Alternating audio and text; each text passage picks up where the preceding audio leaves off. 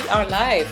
And I'm so happy to be here in this live episode of the Hardcore Soft Skills podcast with Dr. Sheila Gujrathi. And I am very excited about the interview today because I am very admirable background that you have. So thank you for coming to the show today. So thank you for having me. Let me talk a little bit about introduce you to our listeners and our viewers today. So, Dr. Sheila Gujrathi, she's a leader in biotech and a passionate advocate for equity across industries. Sheila has founded and led numerous biotech companies that brought life-changing treatments to patients. You've also grappled with the challenges of being a woman of color in the industry, serving as mentor, role model, and sponsor of women and minorities. And you're the author of the book, The Mirror Effect, a Transformative Approach to Growth for the Next Generation of Female Leaders. And it hasn't been released yet. The book is going to be released in November. Yes, November 4th is the official launch date. Awesome. Congratulations. And even though the topics is just the book has a lot of great content, not just for female leaders, for anyone basically, talks a lot about negotiation and many different topics. So welcome to the show. And first I want to start because you're a doctor. So you've had a career in science, and I want to talk about your ventures. So what drove you to have a career in science? Well, I was very fortunate to be surrounded by people in the scientific discipline. So I think that was important for me because I had these mirrors in my early life, specifically my parents, who were both physicians who had come over from India. They were both immigrants from India. So I grew up, in a family of physicians, and especially with my mother being a physician as well, always being that role model and mirror for me when I was growing up, and also being told that that's what I was going to do also. And I had an aptitude for science. I really enjoyed it. It was very logical, analytical, and fascinating. So I studied, obviously, and then got into a medical program. And I actually ended up studying engineering for my undergraduate degree. And I loved the problem solving, again, really honing my analytical skills. So, and then I fell in love with immunology when I was in medical school, learning about the science of the immune system. Thought it was fascinating to understand the inner workings of the human body, and specifically in certain areas like the immune system as well. So I really feel fortunate that, again, I was always kind of supported in my efforts to learn science, and always told that I could be anyone or anything I wanted to be. That's great. So you combine engineering, sciences, and a lot of different fields. So, and you've also an entrepreneur. Can you tell us a little bit about your entrepreneurial ventures? Like, what are those companies, and how has it been to become an entrepreneur? Yeah, I obviously never thought I was going to do something like this. I thought I was going to be a clinician and taking care of patients. And now I really identify as a physician executive. And to your point, I love starting companies and looking for areas of unmet need that I could potentially address through building a company or starting my own company. And so I've started several companies, which I'm really proud about. And they're all in different stages of development, I think it's a tough journey, but it's very rewarding in many ways. And I think what's been very helpful for me to be an entrepreneur is a diversity of skill sets that I've cultivated through the years. So I had a strong background in science and medicine, as we discussed. And then I actually spent some time at a company called McKinsey, where I learned business consulting and management skills and how to communicate effectively, how to think strategically. So all of those aspects kind of went in the engineering, that analytical problem solving, all of the different experiences I had, and then spending time in biotech and large pharma and drug development led me to be able to be an effective entrepreneur. I also really like the entrepreneurial culture. It's a very fast-paced environment. It's high energy. You tend to work with people who are really passionate, and the culture is very important in small startups because there's just a few people, and we're usually, getting to know each other very well, and it becomes like a family setting. And so I really enjoy that part of the journey as well, building strong teams, really focused and prioritizing, what we need to get done, and that sense of urgency that we have to deliver real value. So I think that's all led me to kind of be attracted to small companies and start multiple companies. So specific companies I've been involved in helping to start is I was a co-founder of a company called Gossamer Bio that has a phase 3 medicine or a therapeutic that we're studying for pulmonary hypertension patients. So hopefully that'll be positive and potentially get approved for patients one day.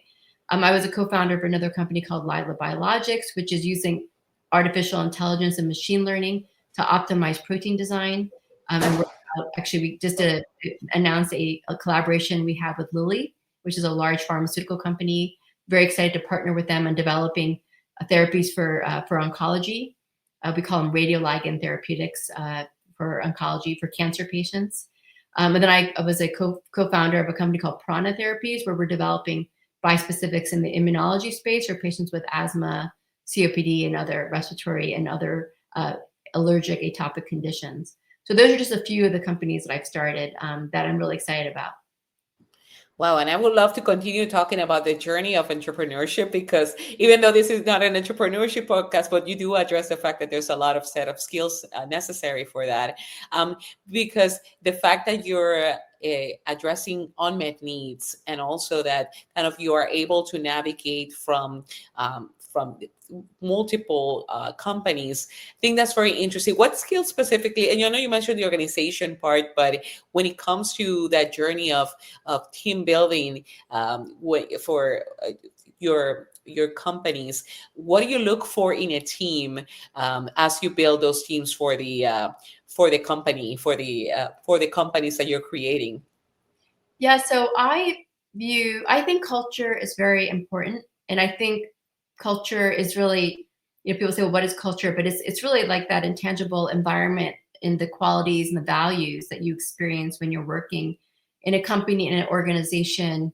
There's cultures and families, right? Like we experience these aspects. So for me, first, to be an entrepreneur, first and foremost, you just have to have a lot of courage and be very resilient, and just know that it's going to be hard going into something, and be very driven and passionate about whatever it is you're trying to achieve. So those are things for you individually to make sure that you are really feeling up to the task. But then in terms of your question of how to build that culture and those teams, I tend to really rely on my internal values that are important to me, and then I do look for people who share those values, because I think it's important to have kind of that alignment. And so for me personally, I look for people who are very collaborative, who are very respectful, because I do believe that we all have something amazing to offer. So it's just really understanding what that is for each individual and bringing out the best in those people. Humility. Biotech is a very humbling environment and experience, and you go through a lot of failures, as well as hopefully you'll have some successes along the way. But you have to be. I think, to me, humility is really key, because that allows you to listen and hear others. And then I also have a very high, affinity for excellence. Doing excellent, like really putting your best foot forward and trying to always do the most excellent work you can do. So like that high quality deliverables, the way we show up, and again, the way we treat each other. So it's not only what we do, but how we do it. I think for me, those are the things I try to build in my companies.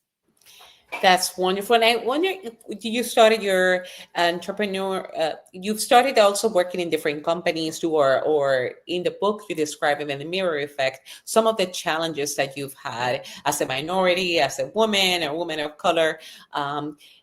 Did that inspire you to being an entrepreneur? What were some of the challenges that you describe in the book? Yeah, that's a great question. I do think being a woman, being a person of color, that intersectionality, being a woman of color, and not having role models and mirrors in those large company environments definitely did impact me. As you continue to advance in your career, which is amazing and so challenging and fulfilling, but it also gets a little bit more challenging because you're sometimes the one and only. I remember at one point I was the only person of color and only woman of color in these leadership committees, and I would look around, and you do feel somewhat alone in that regard, and you're also thinking, well, what is my career trajectory in these companies? Like, will I have a chance to actually advance forward?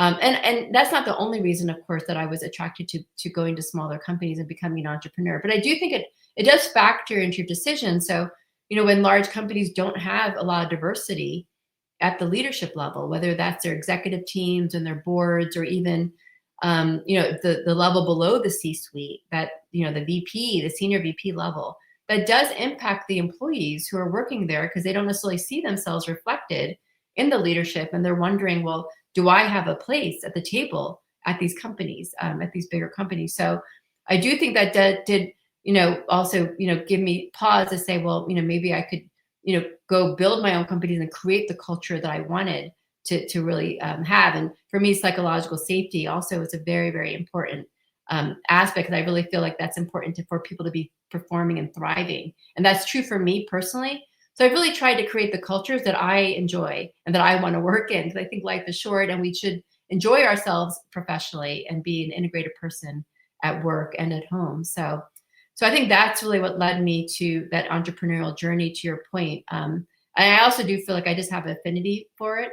I do, again, I mentioned that fast-paced environment and those aspects, and creating a lot of value. But I do think working in large companies, I do enjoy, and I think every company has its strengths and what you can achieve in large companies in terms of the breadth and the scale. I recently, actually, a few years ago, I was asked to be a head of R&D for a large pharma company, which I thought about very significantly for a long time. But I ultimately said no, because of my kids were in high school at the time, and I didn't want to, I really wanted to focus on them. The last few years they were at home. But, I really feel like large companies offer so much in terms of training and development, leadership coaching, and really get technical training, in ways that you don't get in small companies. So I think every company has its role in the ecosystem. And then it's up to us to figure out, what kind of environments we want to work in. Yeah, and I love that in the aspect that you described, though, the entrepreneurial, the ability to kind of to manage the environment, and being able to create that workplace that you wish you had in some cases, but also the good opportunities that big companies had. And they're very important to see ourselves with those roles that are in the leader roles, that the selection of diversity in those. Now, in regards of the book, because it's a great book that I had the opportunity to read early on, and before it's released in November. And you mentioned about your particular struggles, and there's a key concept there that you describe, the concept of FIDS, FIDS, about living in fear, insecurity, doubt, and shame. Could you describe what you refer to that, describing that concept throughout the book? Yeah, these are incredible insights I had. It was like a light bulb went off for me at one point, where I realized that I was operating from this place of fear. Despite all the successes I had, the accomplishments, the drugs getting approved, the lucrative exits, taking companies public, I think I just started to realize, wow, I still seem to have a very strong, inner glass ceiling. And it took me just a set of experiences to kind of understand that thoroughly. And when I did realize it, I thought, oh my God, if I've been operating like this, I think, and I've had these successes, like, and I realized that's been happening throughout my life. How do we change this narrative, this situation, for the next generation of women, of people from diverse backgrounds, who may not feel like they fit in or belong? And I really appreciate what you said earlier. This book is really meant for everyone. I mean, I do have a lot of stories about women leaders, but the concepts are very applicable. It's meant to be an inclusive experience for anyone who feels like they are struggling, feeling like they fit in, or having that inner critic, those inner feelings that come forward. And I just named it FIDS, the fear, insecurity, doubt, and shame. And so now I'm like, okay, these are my FIDS. And it's okay, it's natural to have FIDS, but we can't be ruled by them. We need to be aware of them, first of all, and then we need to try to address them in a very constructive manner, so that we're not operating from that place. And so we're centered and strong and powerful and authentic. And that's in the way we're leading. You mentioned there the concept of inner glass ceiling. So at times when we think about the opportunities for minorities and as a group, that it's due to external factors, but the importance is also looking how are we creating those, having our, as you say, our own limitations in our glass ceiling. So how do we recognize that? What are some of the, when you started realizing that those that glass ceiling that you had within, what were some of the traits of that? When do you realize, like, hey, it's may not be necessarily the environment, but it's up to me? How do you recognize that? First of all, I don't want to ever diminish the environments in which we find ourselves, because I do think women and people, again, from diverse backgrounds, people of color, do face a lot of, difficulty, and challenges at times. We do tend to have or have experiences where we've had more cultural, familial, generational, societal conditioning, and sometimes even trauma that occurs even in our young lives, especially, and as we're getting older, and that shapes us. For me, being the model minority, that just, it's just something ingrained that occurs for many of us. And so I do want to acknowledge that, and that is part of what happens in terms of creating this inner dialogue and dynamic that many of us are experiencing. And so the question is, to your point, I don't only want to talk about shattering the glass ceiling. I want to start shifting the narrative to talking about how do we empower ourselves to be successful, to believe in ourselves, and actually to be somewhat free of that glass ceiling concept, and know that we can set ourselves up for success, and we can help each other along the way in a way that we're empowering ourselves and each other. And so from that perspective, that's also why I started talking about the and these FIDs that are occurring. And so from my perspective, again, first acknowledging that they are there, understanding what that means for you. We all have our personal experiences around FIDs. I think that that is important to acknowledge, and then how to address them, and that understanding that we can do something about it, because we're going to be facing difficulties no matter where we go. It's reality. We're in the business world. We're dealing with powerful people, and no expectations, no fault, no shame for others. But like, how do we make sure we're showing up as our best authentic selves? And that's what I challenge all of us to do. And it's taken me a long time to get to that point. So I want to help impart the next generations these learnings to help get them there quicker and help set them up for success, and also be there to have their back. That's what mirrors do. Mirrors see your true potential. They see, hear, and understand you, and they have your back. And when you know that you have someone having your back, you just get an amazing amount of strength to face those challenges that are in front of us. Yeah, let's jump into some of those concepts that you described there to address FIDs, which is, again, fear, insecurity, doubt, and shame. Because you talk a lot about specific tactics on the book that I want to address. One of them that I thought was fascinating was about having our own individual board of directors. What is that, and how do we create one? Yes, it really gets to be talk about that mirror effect. The mirror effect, again, is that transformative power for you to help you see your own potential and your own brilliance and your capabilities, because you're holding up your own mirror, you're surrounding yourself with mirrors, which is that personal board of directors, and you're making a life worth mirroring, and you're reflecting on your environment. So you're really trying to understand what's happening around you, which, again, is a really key part of the puzzle. But I do agree with you. Surrounding yourself with mirrors and creating your personal board of directors is so important, and something I don't think many of us do very well. I know I didn't. I had some mentors, some people who I would go to for advice, but I didn't really have like a thorough personal board of directors. And so I talk a lot about that in the book. That is so critical, that we don't have to do this alone, and we shouldn't do it alone. We were never meant to do things alone. We need to believe in ourselves, but we also need help along our journey. So I break down like a technique and like an approach to building your personal board of directors. I talk about finding role models, sponsors, mentors, advisors, subject matter experts. So, really trying to surround yourself with these different people that can play different roles on your board. And how do you go about doing that? You really put yourself out there. You network, you see who you connect with, you find your people. You try to be helpful for them in return, and then you gather them along your journey. And you go to different people for different advice at different times. But having that group and asking people for help is so important. And I think you'll be amazed and inspired to see the reactions that you get, because people do want to help you, and they do want to be there for you. And that can make all the difference actually in your career. Yes, so you mentioned having like within the board of directors, like role models, other roles for where the supporters as well, with other roles Yes. within that. Supporters, mentors, sponsors, role models, and subject matter experts. Areas, for example, like legal issues.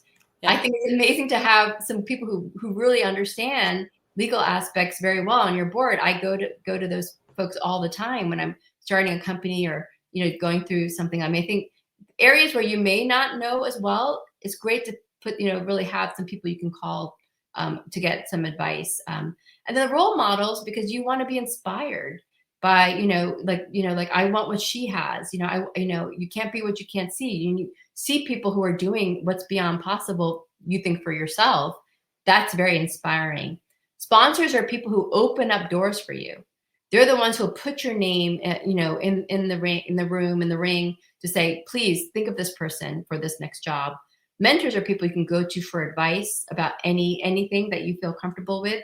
And then you need your supporters. Sometimes those are your family members, your best friends, and sometimes your peers who are your cheerleaders in your life, who will be there to help pick you up when you fall and just support your successes and celebrate you. And when it comes to that board of directors, do you expressly ask the people, hey, do you want to be part of my board of directors? Is it a more subtle approach? Could it be either way? Yeah, no, it obviously depends on, who the person is. I mean, sometimes this concept of, being formal, I've had coaches even say, sometimes have meetings where you bring all, that group together. I have not done that personally, but it is something I think that's a great concept. But I do think, you know who they are. And, I think you're really really just asking them for that mentorship and sponsorship support. Like, so, you can either do it more formally or informally. For me personally, I've done it more informally, and I know the different roles people play. And when I go to different individuals for, different advice, but but I think, being proactive and creating it has also been really successful for certain people. Wonderful. Love that particular advice. And I need to start getting my board together. Yes, Another simple step that you mentioned in the book to kind of assume a step into our power is having a power pose. Could you describe that in terms of just that? How does that work, having our own power pose? Oh, I love the power pose. And I do it. I do centering techniques, especially if you're going into a difficult situation. It's amazing how getting into your body and just feeling that strength, having your spine be erect and feeling that power in your body can just transmute you, transform you. And I do talk about, for example, for those fans of Ted Lasso who watched that amazing series, and Rebecca Walton, when she had to go into a difficult environment with all these other male, soccer team owners, and business owners, she had an agenda, she did the Kali pose, and she really embraced that. And I just love that, that they displayed that on TV and portrayed that. So, this whole neuro-linguistic programming, what we say, how we hold ourselves, how much of communication is nonverbal. The majority of communication is not through our words. It's how we show up. It's our energy. It's managing our executive presence, harnessing our executive presence so that we show up powerfully and authentically. So doing power poses can be incredibly helpful in that regard. That's something that I talk about in the book, and I have references, and I think hopefully people will embrace that, because it's amazing. Just a small change can really change, an outcome of a meeting. And as you're describing that, I find myself kind of like putting myself a little bit more straight on the chair. And like, yeah, I've actually have practiced that walking in certain rooms because I work in environments where it's mostly male. So when it coming in, or even in virtual meetings, just kind of like either shifting myself, even if I don't have a camera, or kind of like it does make a particular difference. And kind of thinking that the power of the, as you say, the executive presence does make a difference. What's another key advice that you have for anyone who wants to be able to feel more empowered? We talked about the board of directors. We talked about just having the power post. Is there one more key item that you would want to share when it comes to stepping into our power and recognize that we deserve to be in a particular room? I do think everything starts with ourselves.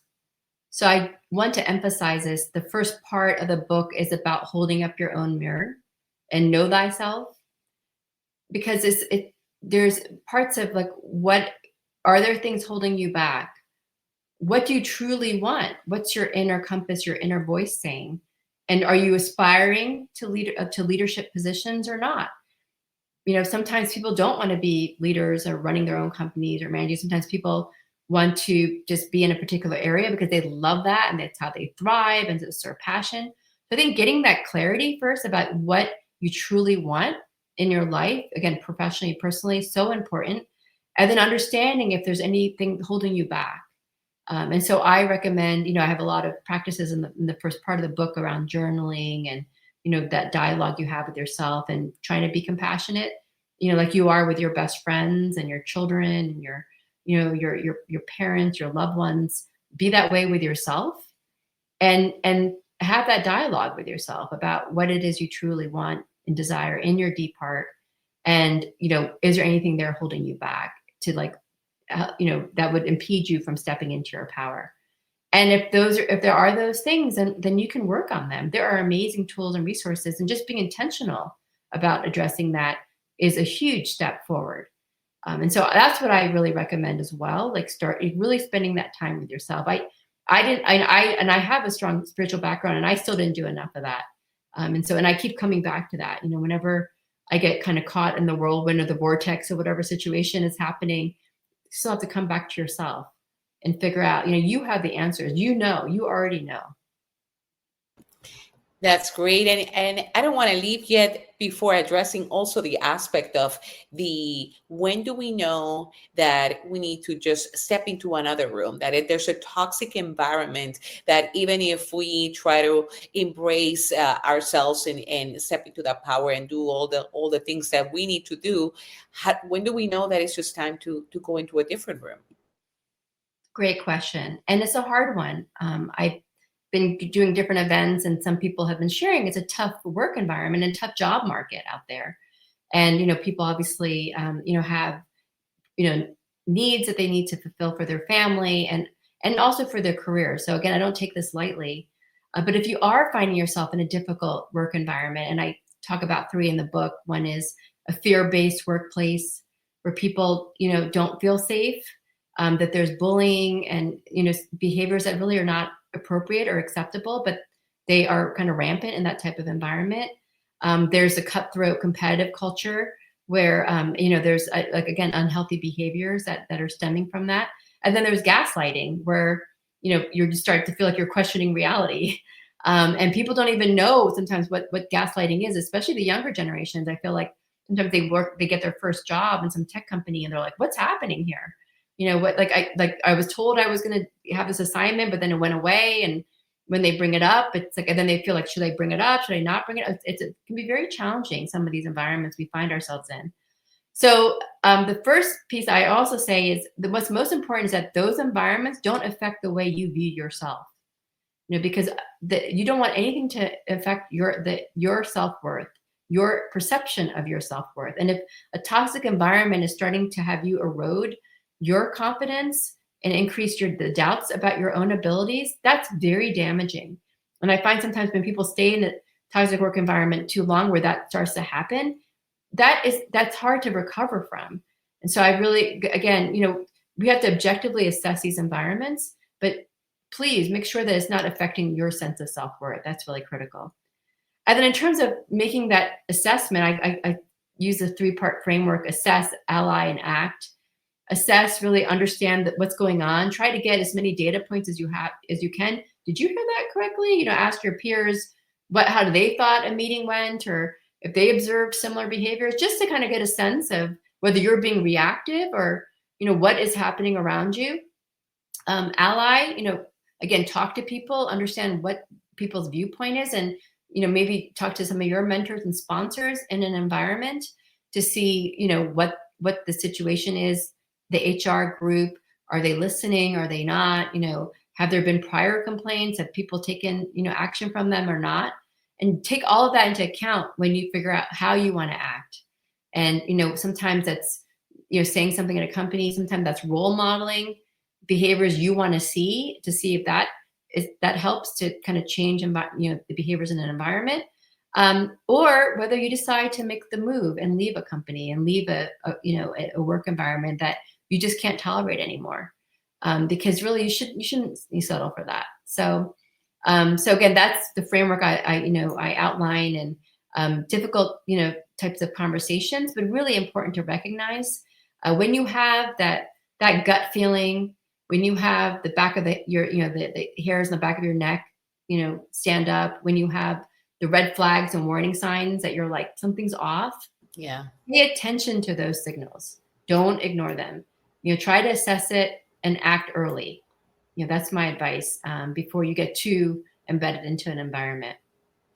That's very key advice. You provide a lot of great insights into kind of the aspect of tolerating in a toxic environment, and definitely the part that you mentioned about the when the people make you doubt your own abilities. That's definitely a red flag in that regards, and shame on the persons who are causing that behavior as well. So, all right.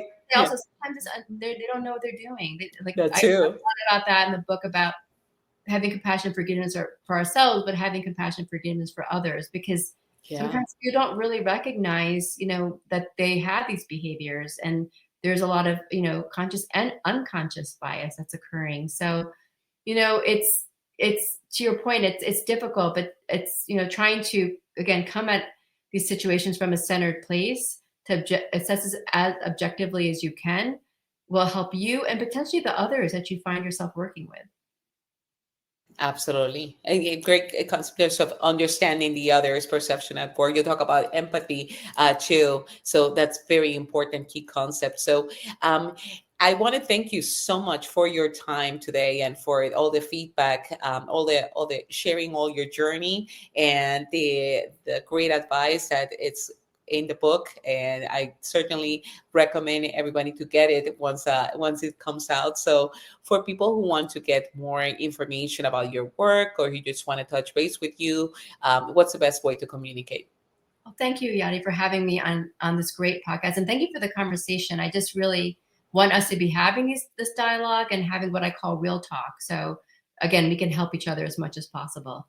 But for those who want the book, you can pre-order on Amazon or Barnes & Noble. You can also purchase it directly from my publisher's website, the Amplify website. The best way to find these links is to go to my website, SheilaGujrathimd.com, and I have a book landing page with all the links on it.